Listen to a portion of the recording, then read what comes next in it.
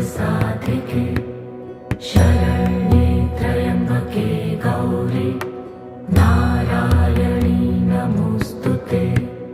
या देवी सर्वभूतेषु विष्णुमायेति शक्तिता। नमस्तस्यै नमस्तस्यै नमस्तस्यै नमो नमः।